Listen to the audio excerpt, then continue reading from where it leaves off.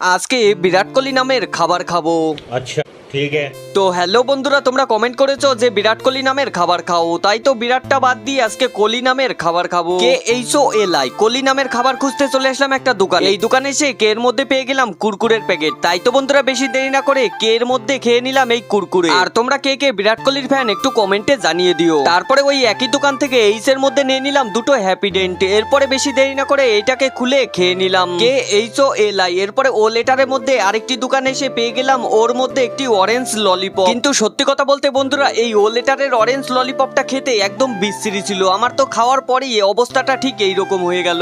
এরপরে একই দোকান থেকে এল এর মধ্যে একটা ললিপপ নিয়ে রাস্তার ধারে চলে আসলাম। এইটা হচ্ছে চকলেট ফ্লেভারের ললিপপ। তাই তো বন্ধুরা এই এল লেটারের ললিপপটা খেয়ে লাস্ট খাবার খোঁজার জন্য চলে আসলাম আরো একটি দোকানে। এই দোকানে এসে পেয়ে গেলাম আইয়ের মধ্যে একটা আইসক্রিম। প্রথম পার্টটা কোহলি নামে কমপ্লিট করলাম, নেক্সট পার্ট বিরাট নামে কমপ্লিট করব। আর বন্ধুরা আজকে